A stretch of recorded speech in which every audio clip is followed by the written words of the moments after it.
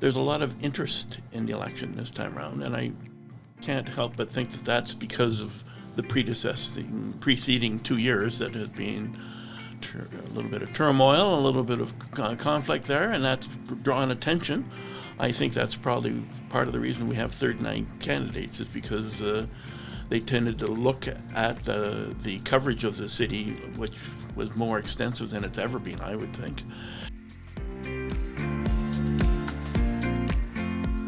This episode of Bring Back the Porch, brought to you by Bernie Leahy, River Street Realty. Let's get you home.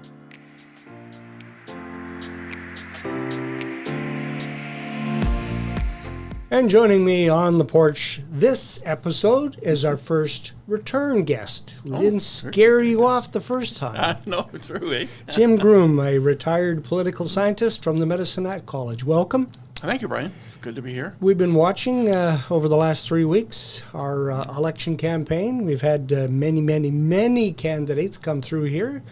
You've been watching. What have you seen from your perspective? Well, one of the concerns is somewhat like we talked about previously, is the large number of candidates. The 39 for council. It becomes rather daunting for people to do a really good assessment. And most people don't have a lot of time to sit there and say, well, exactly what did this candidate say and what did that candidate. So I think they're probably making selective choices based on what their initial feelings are and maybe expanding that to confirm that sort of information. Searching up online, obviously, also to see what the candidate is saying in both social media and on their websites and things like that. I think it's an interesting aspect is that there's a lot of interest in the election this time around, and I can't help but think that that's because of the preceding 2 years that has been a little bit of turmoil, a little bit of conflict there, and that's drawn attention. I think that's probably part of the reason we have 39 candidates is because they tended to look at the coverage of the city, which was more extensive than it's ever been, I would think, and think, well, I could do that, I could do a better job, etc.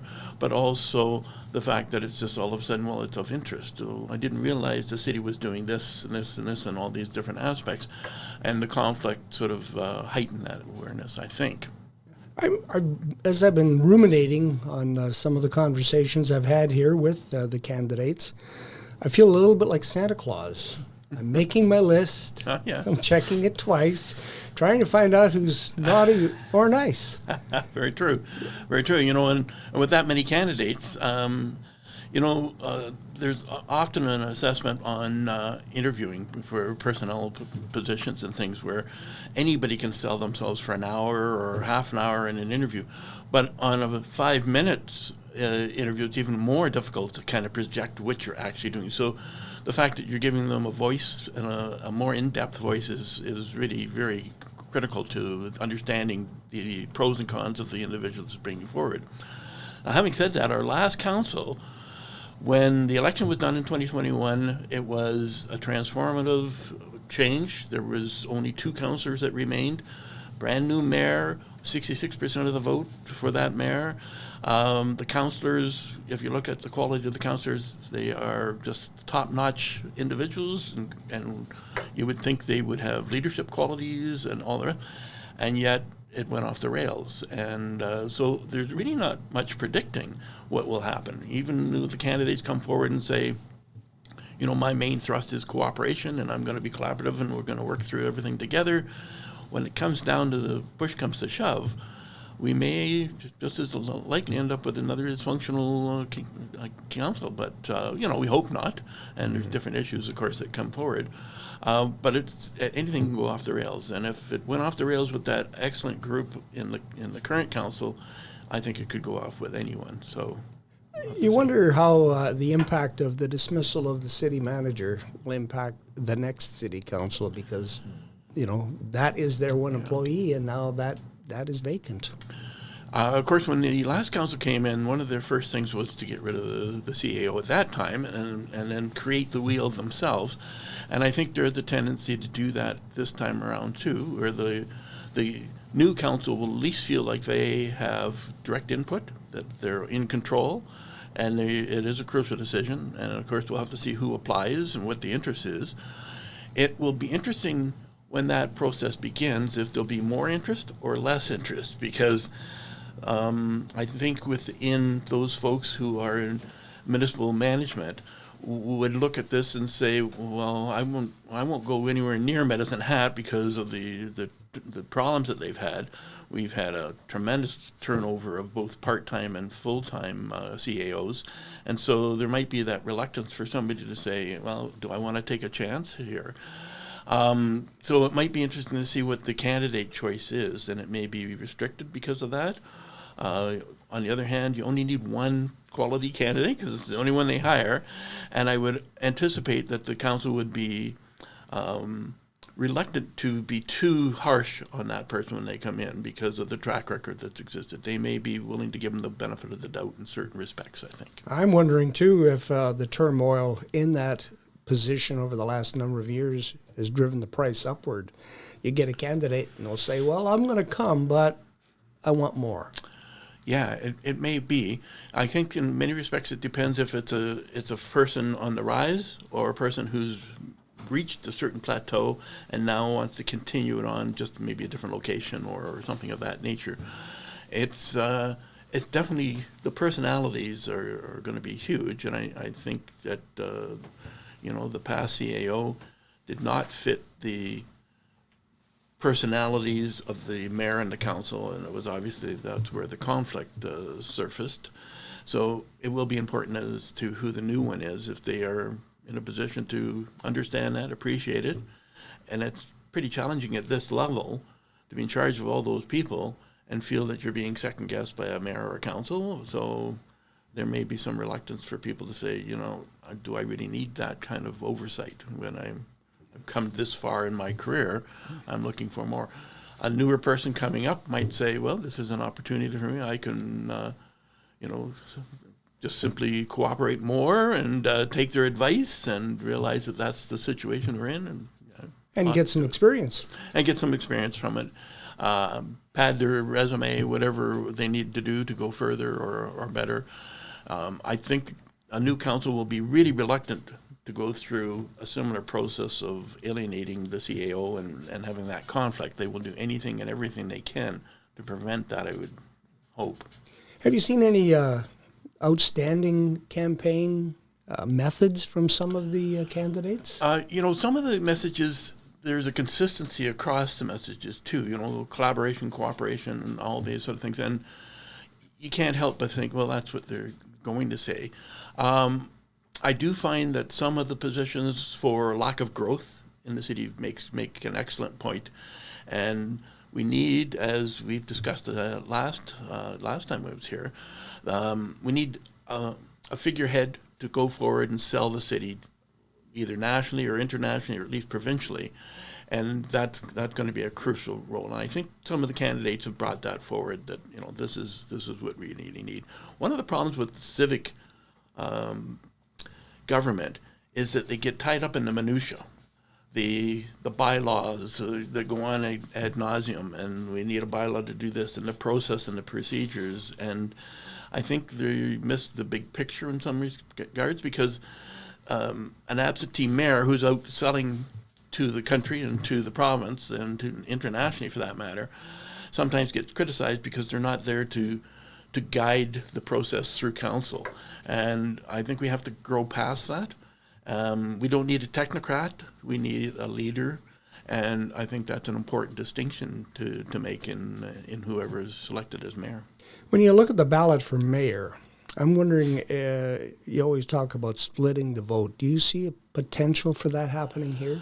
That's a really good question, because it really is an important thing. Strategic voting and all of those sort of considerations.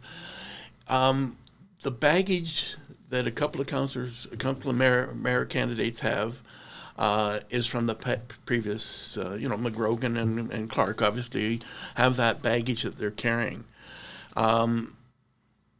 They tend, I think it's fair to say that puts them in a bit of a similar bailiwick. And if you're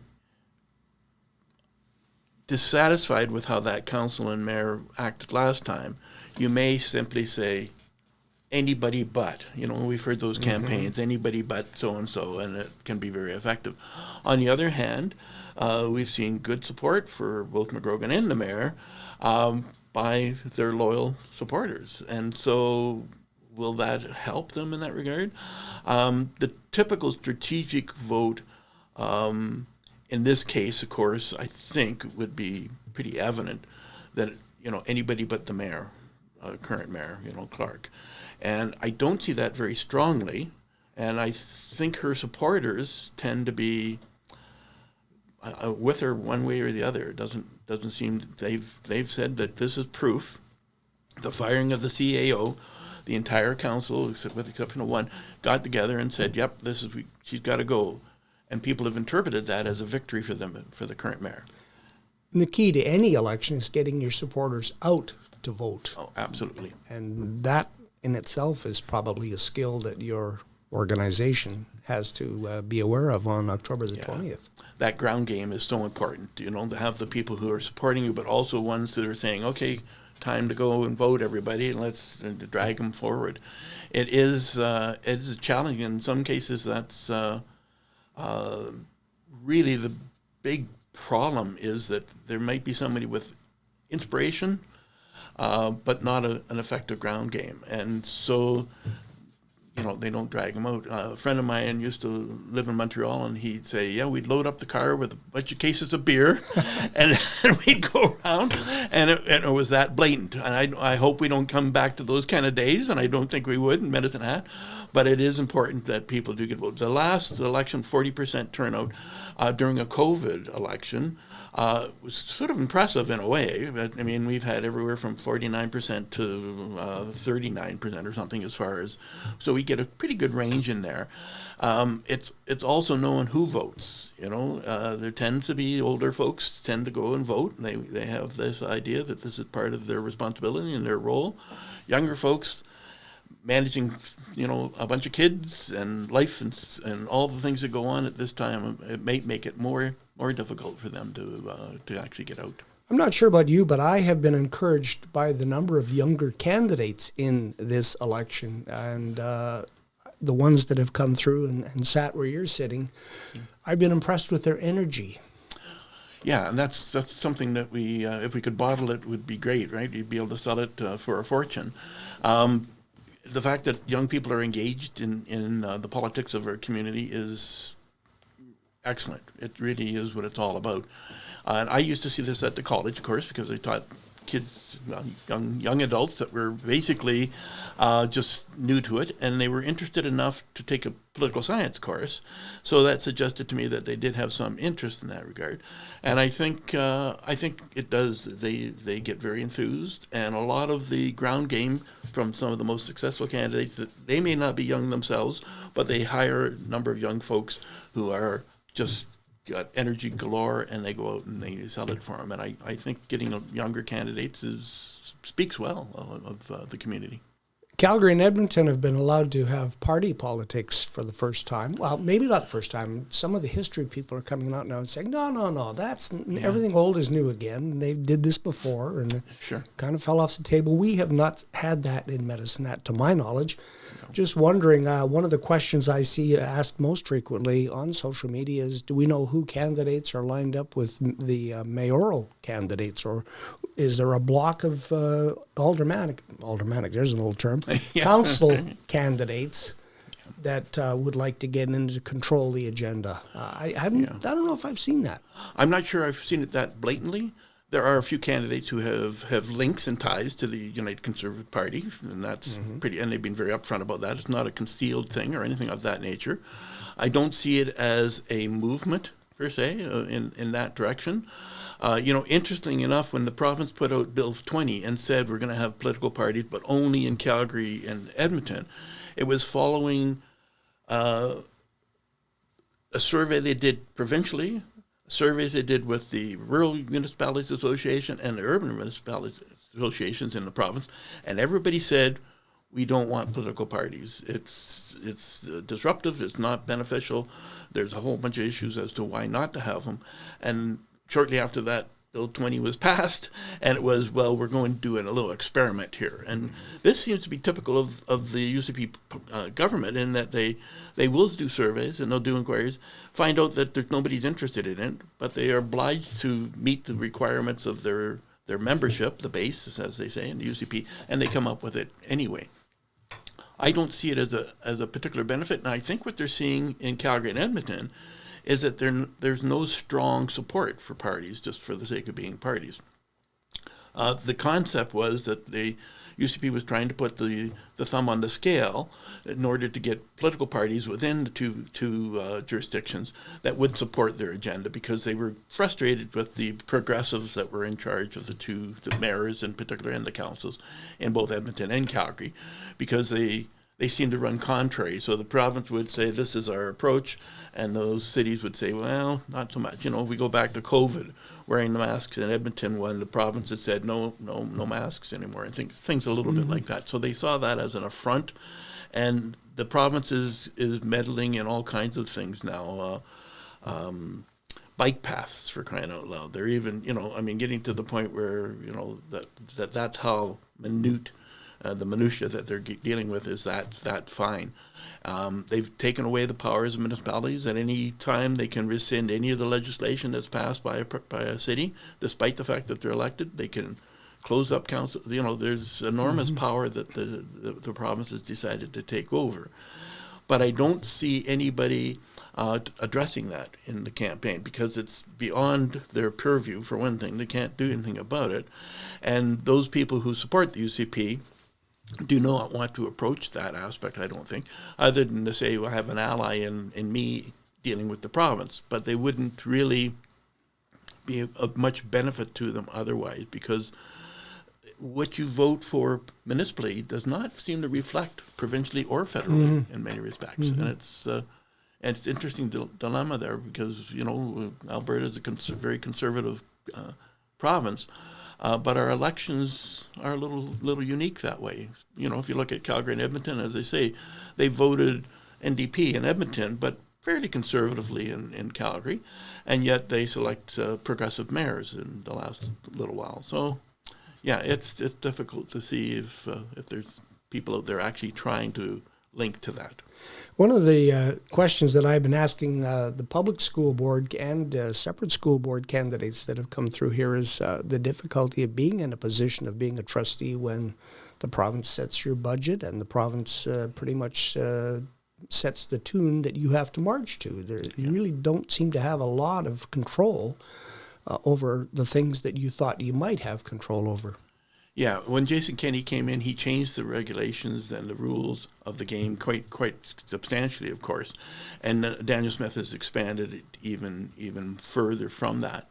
The difficulty is that these councils are considered by local folks as having some power, some control, etc.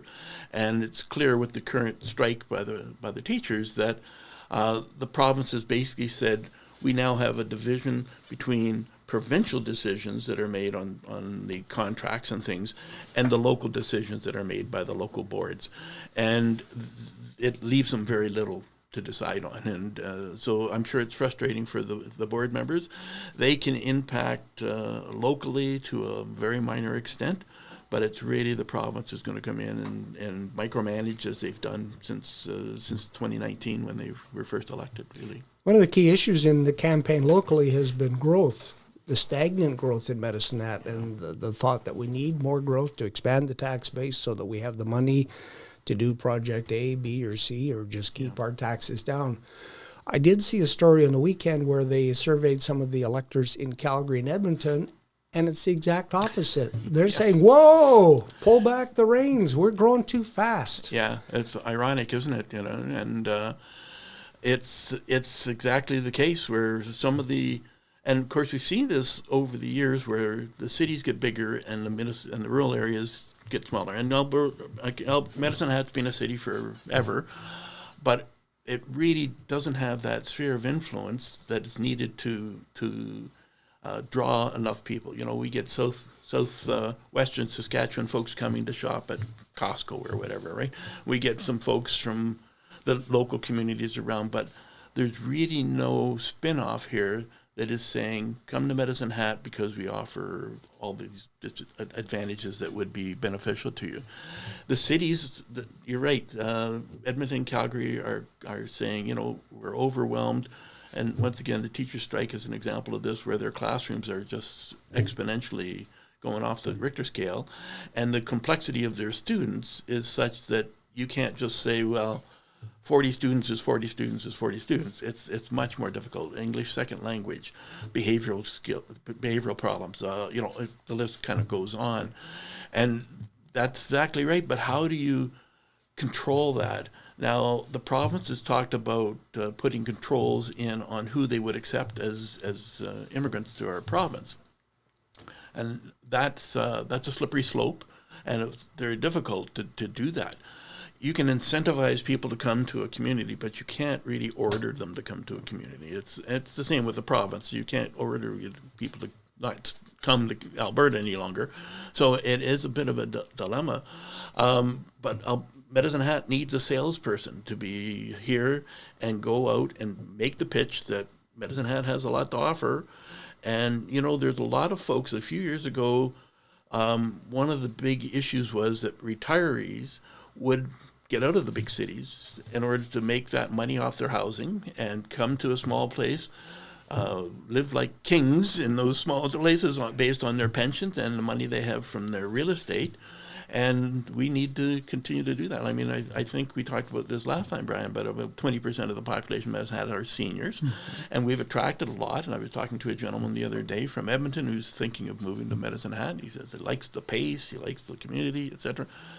But do we sell that to folks? Do we really go out and make that aware? We should be putting up posters in Calgary and Edmonton, Medicine Hat this way, sort of thing. But housing here. Yeah, and a comparison analysis of the housing market would be just demonstrate that completely. Somewhat like what Calgary has done to people in Vancouver and Toronto, where they said, if you want a beautiful house in a nice location where you can see the mountains, and it's 2/3 of the price that you're paying in Toronto and Vancouver, come to Calgary, and they have. Mm-hmm. Ironically, the province has also had a campaign of Alberta's open for business and these other aspects that they want. And then they said, well, now we've got too many, and they blamed Ottawa for allowing too many immigrants in. So now they want to put some blockages on that. And it has to be selective. You need people to come who have the right skill sets, for sure.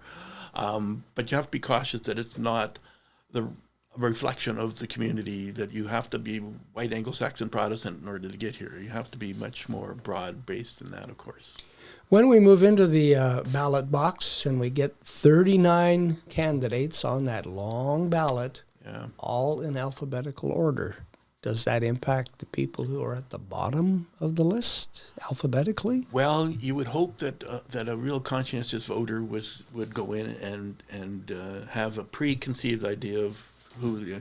I've gone in occasionally to vote and made a last-minute decision based on kind of a drive to, let's get full 8 candidates and identify. And some of my last ones weren't the best picks of the other 6, you might say. But I would hope that people would generally be reluctant to do that aspect and have it on a basis of, well, I'm only going to go through the list so far. And as we discussed last time, too, as you mentioned, you don't have to pick all 8 candidates. You don't have to pick somebody from mayor. You can be very selective and just go with what your gut feels as to those aspects. Name recognition, we talked a little bit about last time as well. It is so crucial when you're going through there and you've got a lineup of people waiting to cast their ballots behind you, and you're going through 39 names and 6 names, and then another 14 and 10 for the school boards and things, and it's like, wow, who am I going to? So you would hope that a real conscientious voter would have thought about that in advance and have kind of clear concepts of, and not just like I say, at the bottom of the group because of alphabetical listings. Not sure if there would be a more fair way. Randomize the ballot? or draw lots sort of aspect and simply say, well, you do when they have debates. It's like, well, we drew and the person came first is on the top of the list. The trouble, of course, when you have 39 is if you're trying to find your candidate and you're going through and it's not alphabetical, you're going to really delay the process at that point, I would think, right? Yeah.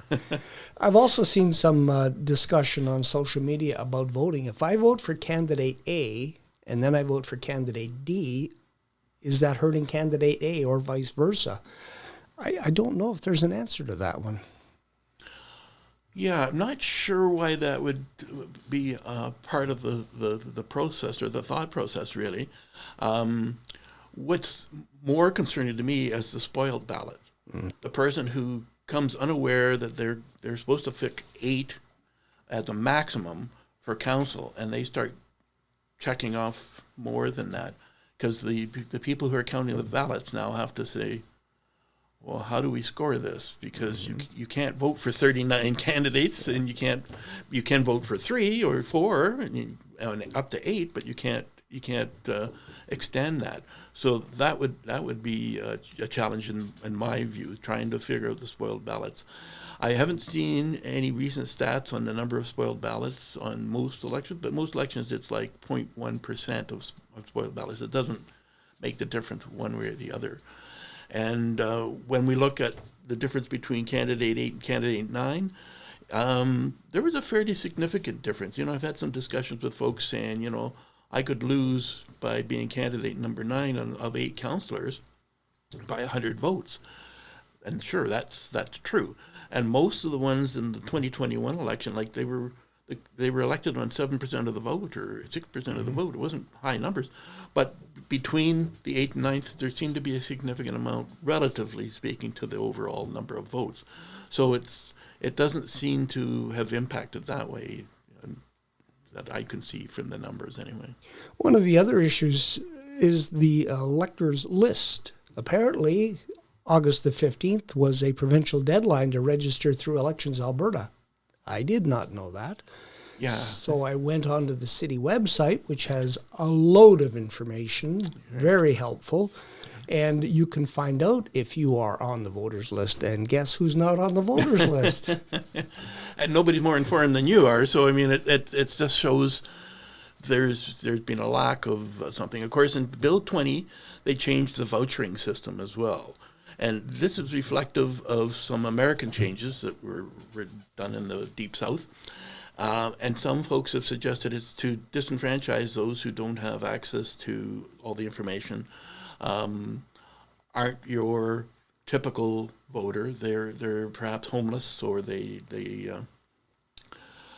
don't have the wherewithal for computerized. They can't go on the website. All these sort of things. And it's no longer simple enough to have somebody voucher for you. You have to have a whole process that goes in place. And they've changed the financial aspects for the bill, etc.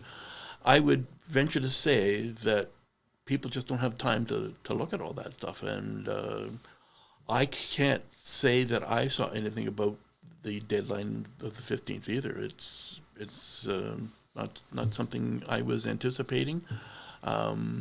I voted here for 25 years, and I expected that it wouldn't be an issue. And I'll be surprised when I go in, and they would probably say to me as well, you didn't get on the list, buddy. Here's the good news, Jim. You can do it online before you go to either the advance poll or on October the 20th. That will minimize long lines of people trying to get registered. Yes, and let's hope everybody picks up on that, because it's one thing to have low turnout. It's another thing to have low turnout because of voter frustration. There's nothing worse, and I've never had this happen, but I have lined up to vote and thought this is not a great process. It's taking way too long, etc. But I've never walked away from it. And I guess it's because of my positions or beliefs or whatever. But it can be frustrating for folks. And if we start seeing a 30% turnout, then you have to kind of think there's a flaw in the system. Was it a designed flaw? Was it an oversight? Was somebody trying to put the thumb on the scale in some way, shape, or form? what are we actually looking at? And can it be changed? Can it be reformed so it reflects, no, people are able to vote and we facilitate it. The hand counting, I was reading the act the other day. So one of the problems is that a candidate who has 0.5% difference between as a runner-up can appeal, and they are given 72 hours maximum to appeal. But in the community here, 72 hours, 3 days? So here we've been saying the vote is on the 20th, but we won't have the results till the Friday, which is more than 72 hours. So the act says you can appeal, but you won't know the results in order to appeal on your basis of your appeal until your time frame is already passed. So how is that going to work in practical aspects? And of course, when you do a hand count, it's bound to slow things up. It's costing us $500,000 more. Edmonton's $5 million, they're estimating. Red Deer's $1.5 million, and it was all a political decision to do that, and it's unfortunate. I did note on the city election page that they do say that they will try to post some preliminary results on election night. So we'll maybe have some kind of an idea. I don't know. Yeah. One of the other concerns that people have is without an electors list, how do you know that Brian voted here and then went over here to vote? Like they used to say in Chicago, vote early, vote often. Right? But apparently they have that live list. So when I go to vote and I'm stroked off the list electronically, I can't go to another poll. Go to another one, eh? Yeah. Interesting. I do stress that there is a wealth of information on the city webpage, and I think Lynette is going to put a link up on the screen so that people can find that and they can get informed about where to vote, when to vote. Not necessarily how to vote. No. But they can answer a lot of their questions. Anything else you wanted to fill in before we say? No, it's going to be interesting. It's always interesting. I have made side bets on occasion, and I have always lost. So I don't do that anymore. But no, it should be an interesting election. And, the marital race is going to be a keen one for sure. And it'd be nice if we had candidates that just boom, that's the folks. But it's challenging because there's a great group of people in here. When you look and hear what they have to say and their position, there's nobody that isn't prepared. There's nobody that's come in kind of, I'm just here because it was my day off or whatever. It was great. Yeah, to see what they have to say. And what encouraged me in is seeing many of the candidates come through here and asking them about the experience, and more than once. They said they were encouraged by the quality of the other candidates. They're not necessarily running against those people, and they all thought, if we get elected and this person's here, we are going to work together. So looking past October the 20th, I do feel hope. Good. Well, I hope so, too, because it's been a tough 2 years, at least, over the last couple of years, for sure. And maybe after the vote is all done, we can come back and have another chat. Always nice to chat to you, Brian. We can handicap and see what happens. We should prepare a list now and then see if we're right, I guess. But right. Time will tell. Yes, for sure. Jim Groom, thank you for the visit, as always. Thanks, Brian. Nice to be here.